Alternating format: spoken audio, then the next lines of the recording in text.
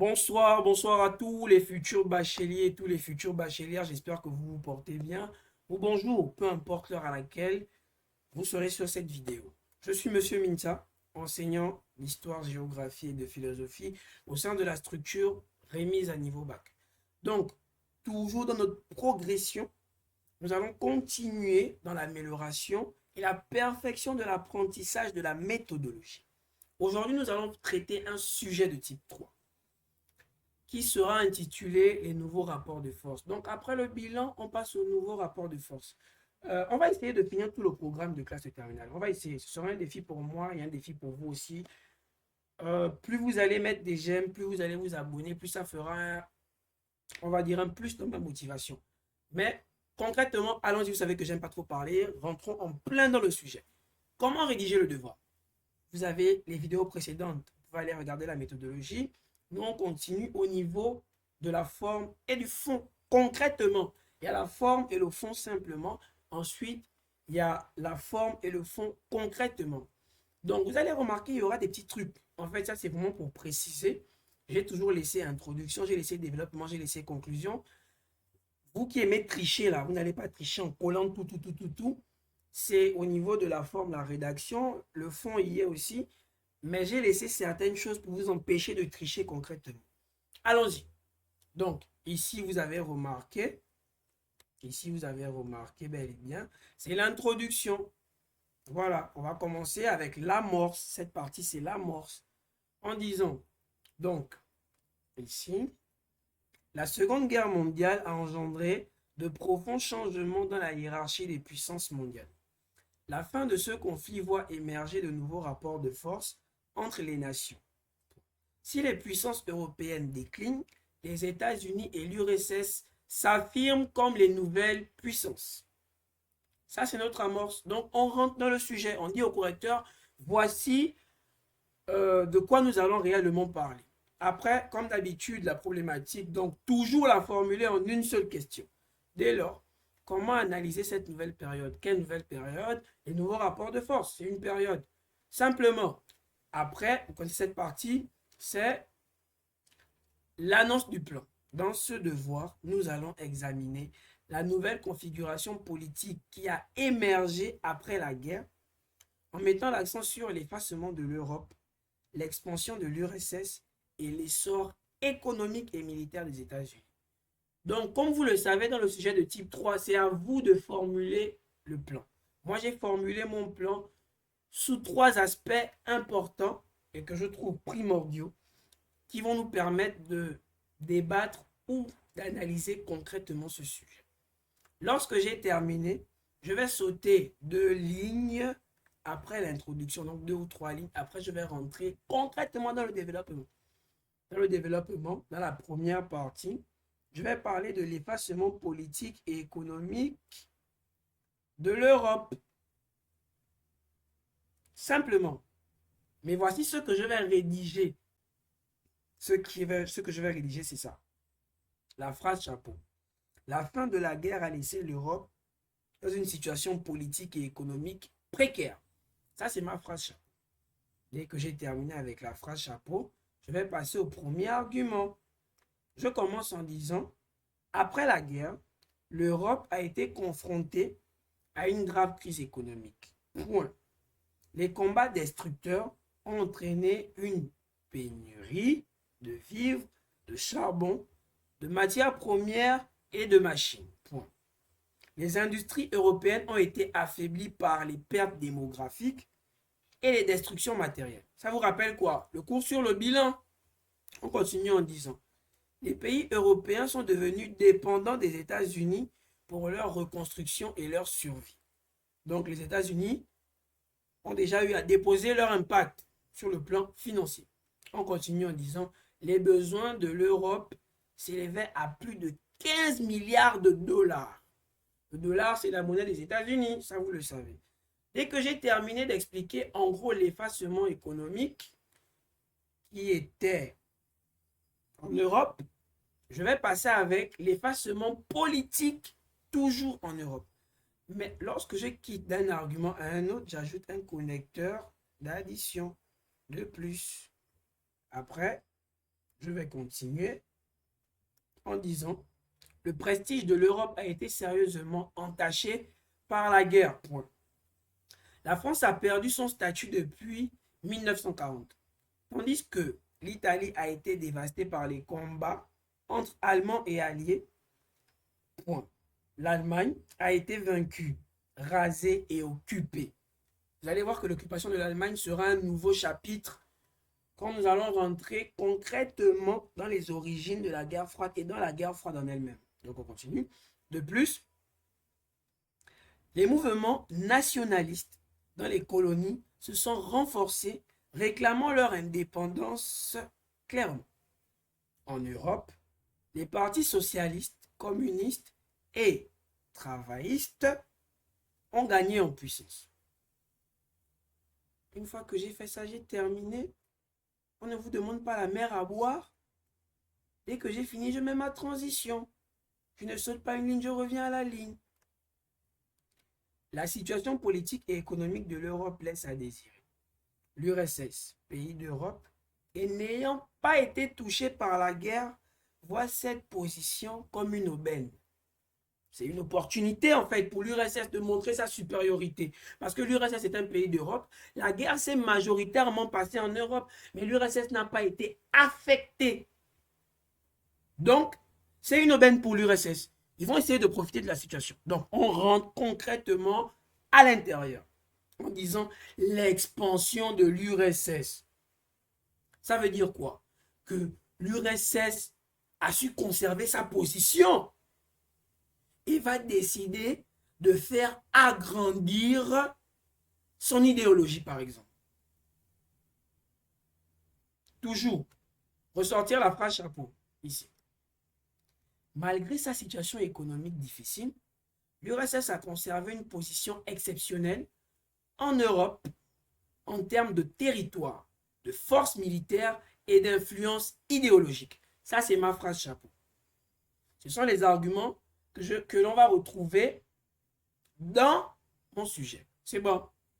On continue. Premier argument, la puissance territoriale et militaire. Simplement, on dira l'URSS a considérablement agrandi son territoire grâce à des accords avec l'Allemagne et les Alliés. Son armée rouge, avec plus de 11 millions de soldats, a vaincu l'Allemagne et s'est déployée en Europe et en Asie. Cependant, la guerre a laissé le vaste territoire en ruine et en déficit économique. On continue. Je reviens à la ligne. Je mets un connecteur d'addition.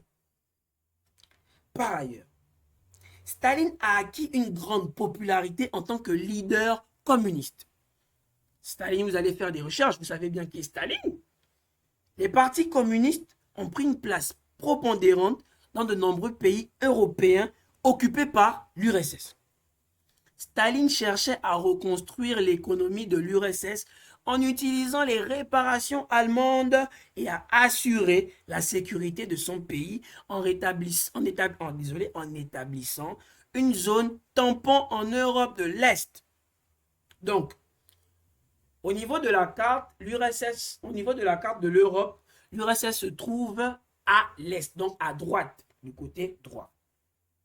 Si on résumait cette partie, on devait simplement dire que la puissance territoriale et militaire de l'URSS devait forcément impacter la décision des pays qui ont été affectés par la guerre.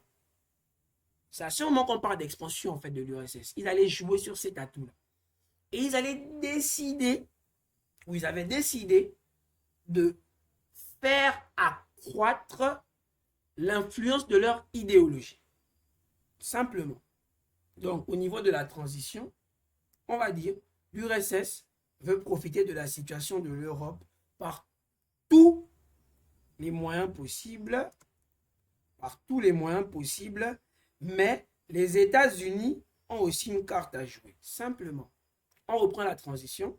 L'URSS veut profiter de la situation de l'Europe par tous les moyens possibles, mais les États-Unis ont aussi une carte à jouer. Mais qu'est-ce que je viens de faire? Je viens de rappeler ce qu'on vient de dire sur l'URSS dans l'Europe. Et après, j'annonce déjà la prochaine idée. qu'on va parler des États-Unis. On vient ici. On va parler de l'essor économique et militaire des États-Unis. Simplement sur ces idées-là. Simplement, mes enfants. Phrase chapeau. Les États-Unis ont profité des avantages des 2 guerres mondiales et sont devenus une puissance économique, militaire et idéologique dominante. Simplement. Après, on va dire, premier argument, on va parler des forces économiques et militaires. On dira, les États-Unis possèdent une industrie puissante, des capacités de transport maritime, une importante réserve d'or, une monnaie de réserve mondiale et incarnent l'idéologie capitaliste. Si vous avez étudié, vous allez comprendre clairement ce qu'on entend par l'idéologie capitaliste. Cette idéologie est défendue par qui? Par les États-Unis. Mais pourquoi prônent-ils le capitalisme? Et ils prônent le capitalisme en vertu de quoi? On continue. On dit, ils sont devenus le principal soutien financier de l'Europe. On s'arrête d'abord là. C'est-à-dire que les pays vont se retrouver endommagés et le principal atout que les pays endommagés auront sera carrément les États-Unis. Les États-Unis seront, les États-Unis seront là comme un atout principal parce que lorsque les pays endommagés auront besoin d'argent, les États-Unis vont mettre la main à la poche et donner maintenant des ressources financières. On continue. Donc, financier de l'Europe et de l'URSS. De plus, ils disposent de l'arme atomique et d'une arme moderne hautement capable d'intervenir dans les affaires mondiales. C'est-à-dire que quand les États-Unis vont venir parler, ils vont dire on a l'argent, mais n'oubliez pas qu'on a aussi l'arme atomique, donc vous devez être légèrement de notre côté parce qu'ils commencent déjà à vouloir influencer les pays qui ont été touchés par la guerre. J'espère que vous suivez concrètement.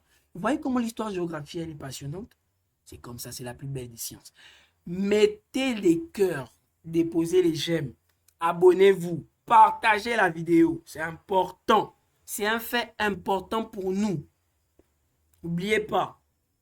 On continue. La suprématie scientifique et idéologique des États-Unis. On met un connecteur d'addition pour dire. Et ils sont en pointe dans la recherche scientifique, en particulier dans les domaines de la chimie, de la mécanique, de l'électronique et de l'informatique.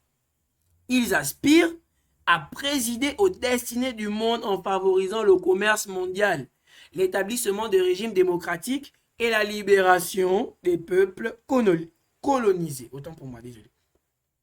Concrètement, lorsqu'ils viennent, ils vont dire que nous avons l'argent, nous avons aussi les armes, mais ils vont venir défendre leur idéologie en disant que si vous nous suivez, nous sommes déjà dans une certaine avancée.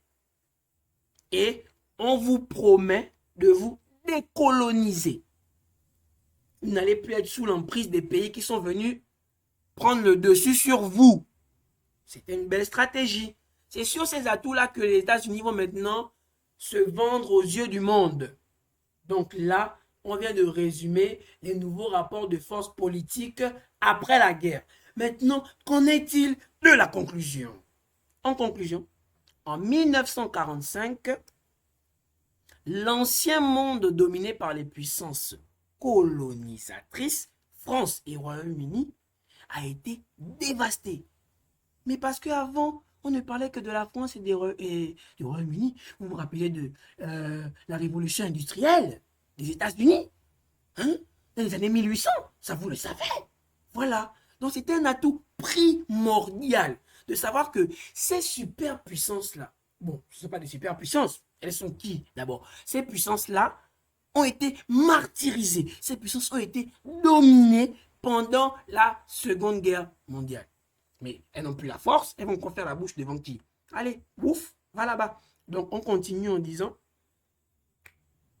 un nouveau monde se construit autour de 2 nouvelles puissances, les États-Unis et l'URSS. On termine maintenant avec l'ouverture On dit, ces deux nouvelles puissances vont contribuer à la reconstruction du monde, tant sur le plan politique que sur le plan économique. Concrètement, là, on vient d'annoncer maintenant la nouvelle carte du monde. Qu'est-ce qui va se passer après? Donc, j'espère que vous avez apprécié le cours. Vous pouvez regarder la vidéo autant de fois que vous voulez. N'oubliez pas, le plus important ici, c'est de comprendre le procédé, pas de bûcher le cours. Je comprends le procédé. Quelles sont les idées que je peux ressortir, pas que je dois. Quelles sont les idées que je peux ressortir? Une fois que c'est fait, bah, je balance tranquillement. Bonne chance à vous, mes futurs bacheliers. N'oubliez pas de vous abonner. Mettez des j'aime. Écrivez en commentaire comment vous avez trouvé la séance. Sur ce, bien des choses à vous. N'oubliez pas, ayez confiance en vous. Si vous avez confiance en vous, c'est que vous avez confiance en nous. Et ensemble, nous allons aller chercher cet examen. Merci beaucoup. C'était Monsieur Minsa.